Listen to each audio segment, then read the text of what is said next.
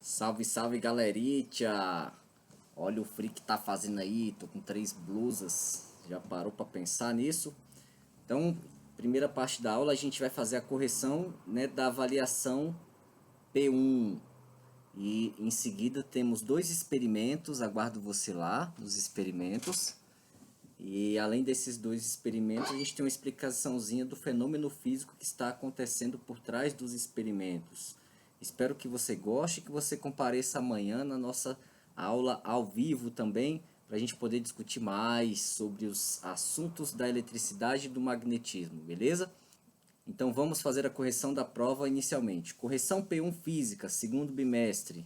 Fala sobre magnetismo essa avaliação. Então, primeira questão. A figura a seguir representa um ímã primário que foi dividido ao meio. De acordo com seus conhecimentos sobre magnetismo, marque a única alternativa correta. Então, olha só, dividir aquele ímã ali no meio, ele quer saber como é que fica a configuração. Bom, de cara eu já sei que cada pedaço do ímã vai ter 2 polos, né? Então terão esses dipolos. E como que vai ficar? A parte mais para cima da página ali corresponde ao norte, então no novo ímã também corresponderá ao norte, logo a outra metade será sul. A parte que está voltada mais para baixo da nossa tela, ele é sul no ímã primário, então naturalmente no ímã secundário ele também será sul, logo a outra metade sobra ali o norte. Então dessa forma a gente verifica que o correto é a figura do item 3, né? Então a figura representada pelo número 3 indica corretamente como ficarão as polaridades dos novos ímãs após a divisão. Então item C. Questão 2. Após atritar um pequeno pedaço de ouro em um ímã, foi possível observar um processo de imantação. Observou-se que a amostra de ímã, a ser colocada em cima de um ímã cilíndrico, flutuou como se estivesse voando. Acerca dos conhecimentos de magnetismo, marque a alternativa correta. Então, olha que bacana. Os materiais que, após serem imantados, têm a capacidade de repelir outros ímãs são os materiais diamagnéticos. Então, por isso, podemos marcar aqui como correto o item D, dizendo que o ouro é um material diamagnético. Dessa forma, ao ser imantado, teve a capacidade de repelir outros ímãs, beleza? Então, questãozinha 2, item D. Questão 3. Os ímãs são capazes de criar campos de interações magnéticas próximos à sua superfície em torno de seu volume. A partir dos conhecimentos acerca de campo magnético gerados por ímãs, marque a única alternativa correta. As linhas de campo norte e sul têm mesmo sentido e mesma orientação. Negativo. Eles têm orientações diferentes. Negativo. Eles têm sentidos diferentes, né? Um de aproximação, outro de afastamento. As linhas de campo magnético são invisíveis aos olhos, por isso não é possível afirmar efetivamente que o campo magnético existe. Errado, fizemos o experimento, fizemos o experimento para poder comprovar a existência das linhas de campo. Vimos até sua configuração. As linhas de campo magnético do polo sul são de afastamento. Opa, a do sul é de aproximação e a do norte é de afastamento. Item errado. Item D. Tanto o Polo Norte quanto o Polo Sul produzem linhas de campos de aproximação. Negativo, PEM, um é aproximação, o outro é afastamento. Acabei de falar no outro item. Próximo, item E. As linhas de campo magnético fluem do Polo Norte para o Polo Sul. Exatamente, elas são de afastamento no norte e de aproximação no sul. Então, naturalmente, ele flui do norte para o sul. Então, correto na questão 3 é o item E. Questão 4. Já parou para pensar sobre a importância do campo magnético terrestre? A figura a seguir mostra as linhas imaginárias que indicam o campo magnético da Terra. Utilize seus conhecimentos referentes a campo magnético terrestre e marque a única alternativa correta. Então tá lá, o campo magnético terrestre pode ser caracterizado por dipolos positivos e negativos. Nananina não, pode ser caracterizado por polo norte e sul. As linhas de campo magnético da figura representam corretamente o sentido do campo magnético terrestre. Olha que legal, eles indicam direitinho, porque as linhas de campo estão saindo ali do norte magnético indo para o sul magnético, né? Que corresponde ao contrário nos polos geográficos. Então esse item é correto. Item C, os campos magnéticos geográficos se coincidem quanto às suas polaridades. Não, eles são invertidos, né? e são defasados entre 23 e 30 graus.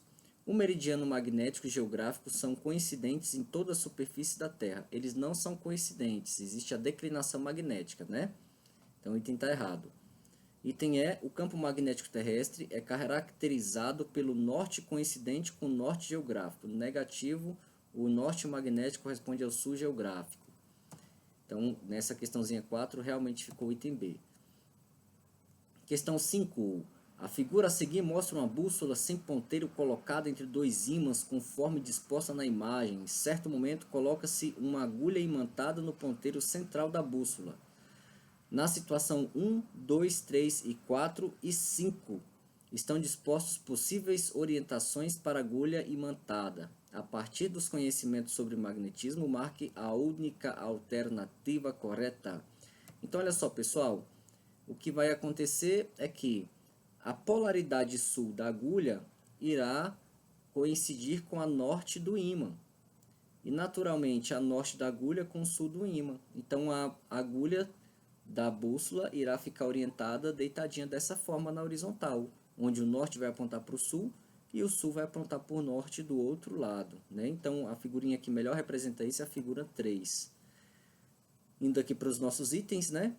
Então, a gente observa que a agulha ficará orientada conforme a imagem representada pela figura 3. Essa é a única opção correta, item A.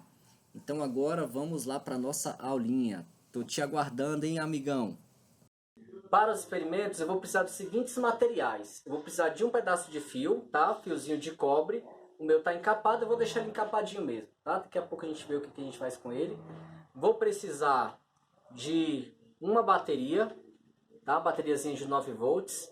Vou precisar de um pedaço de prego. Opa, já tenho um pedaço de prego, já tenho a bateria e já tenho o fio. É nóis. Vou precisar de um alicate para poder cortar o fio. E vou precisar de algumas limalhazinhas de ferro. Não sei se dá para ver aí, tá? Uns fragmentos de ferro, uns pedacinhos, uma linha de ferro. E vou precisar de um pedaço de palha de aço. Tranquilo? Então, olha só, vamos lá para a nossa montagem experimental do primeiro caso. Primeiro experimento. Bom, pessoal, o primeiro experimento ele é o seguinte. É um experimento muito simples. O que acontece? Eu tenho aqui uma bateria. Uma bateria, ele guarda dentro de si uma quantidade muito grande de cargas elétricas. Quando eu ligo de um polo até o outro nessa bateria, eu vou permitir que essas cargas elétricas entrem em movimento.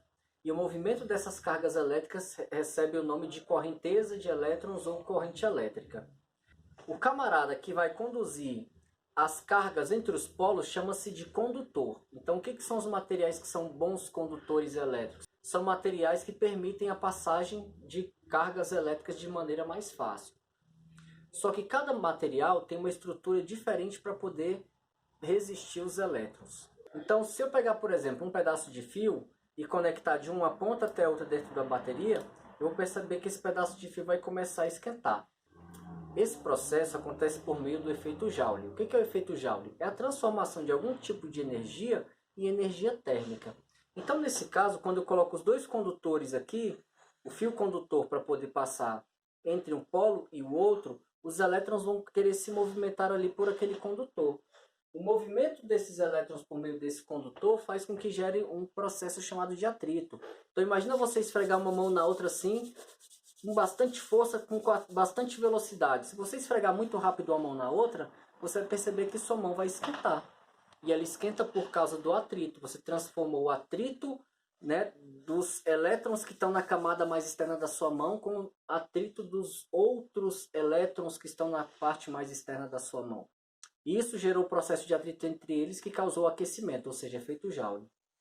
Só que existem materiais que têm mais dificuldade em resistir o movimento desses elétrons. Se ele impõe maior dificuldade para poder movimentar os elétrons, implica dizer que ele é um material mais resistente à eletricidade. Ou seja, a gente fala que ele tem maior resistência elétrica. Então, vou pegar aqui, por exemplo, uma palha de aço que ele tem bastante resistência elétrica. Então, ele dificulta bastante a passagem dos elétrons. E vou conectar entre os dois polos da bateria. Olha o que acontece. Gerei aqui, ó, fogo. Esquentou tanto, houve tanto efeito Joule que agora o meu bombril começou a pegar fogo. Isso aconteceu simplesmente porque quando os elétrons tentaram passar de um local para o outro, utilizando como condutor a palha de aço resistiu tanto que foi aumentando a temperatura. Aumentou tanta temperatura que ele conseguiu emitir fogo a partir daí. Então esse processo eu transformei energia elétrica em energia térmica. É o efeito Joule, tá? Todos os equipamentos que você tem em casa que transformam energia elétrica de certa forma em energia térmica acontece por meio disso aqui. É um cara que oferece resistência para a passagem dos elétrons e que aquece, que são os resistores. Exemplo disso, chapinha do cabelo, a grelhazinha que vocês utilizam para poder, né, grelhar um sanduíche, alguma coisa no sentido. Todos os equipamentos elétricos que transformam energia elétrica em energia térmica por causa do efeito Joule. Agora o segundo experimento. No segundo experimento, primeiramente a gente vai pegar aqui o fio condutor e vamos pegar o prego. O que a gente vai fazer? Colocar aqui o fio condutor no prego e aí começar a dar umas voltinhas, girar e enrolar, fazer como uma espécie de uma bobina no prego. Você vai enrolar, enrolar,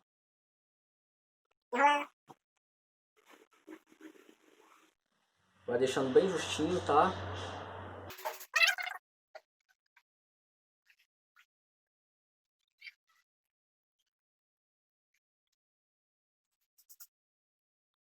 Pronto, terminou de enrolar, agora você vai tirar as pontinhas aqui do fio e aí você vai criar isso aqui, ó, uma espécie de uma bobina. Como que é esse cara? É um prego no meio, que é o núcleo de ferro, e em volta dele eu coloquei aqui um fiozinho de cobre, beleza? Esse fiozinho de cobre vai servir para eu poder conduzir as coisas, né? Conduzir a eletricidade. Então no primeiro momento a gente vai observar o que vai acontecer com o fenômeno e em seguida eu explico. Então inicialmente, olha só, eu vou colocar o prego aqui nas limalhas. Vou pegar aqui as limalhas de ferro na minha mão e vou aproximar aqui o prego das limalhas. Então por enquanto aqui não acontece nada. Só que agora eu vou fazer o seguinte, eu vou conectar aqui essas duas extremidades do fio nos polos da bateria.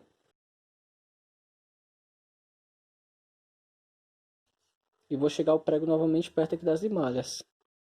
E eu percebo, olha só, que agora ele grudou as limalhazinhas, ó. Ficou grudado. Esse processo que ele grudou aqui, ó, é porque ele se transformou numa espécie de ímã, ó. Virou meio que um ímã. Então transformei a eletricidade aqui em ímã. Ou seja, isso aqui é um eletroímã. Se eu soltar lá, ó, a bateria, ó, o que aconteceu? Soltou as limalhazinhas de ferro. Se eu conectar, chego aqui perto, olha lá, e novamente ele se transformou em um ímã. Está conectado na bateria, virou um ímã. E aí, galerinha, belezinha? Olha só. Eu estou aqui com uma bússola e do lado eu estou com a bobina que a gente criou. Eu vou fazer o seguinte, eu vou conectar a bateria aqui na bobina e vou verificar o que acontece com a bússola quando eu conecto aqui os terminais. Olha o que aconteceu. No momento que eu liguei aqui, ó, desliguei, liguei. No momento que eu ligo aqui, eu percebo que ficou maluco a minha bússola. Isso acontece porque foi criado aqui em volta um campo magnético que está influenciando a agulha da bússola. Ou seja, aqui eu tenho a comprovação de que a corrente elétrica é capaz de gerar em volta de si um campo magnético. Esse experimento foi desenvolvido por Ørsted. Ele verificou que uma corrente elétrica em movimento, ou seja, cargas elétricas em movimento, são capazes de gerar em torno de si um campo magnético.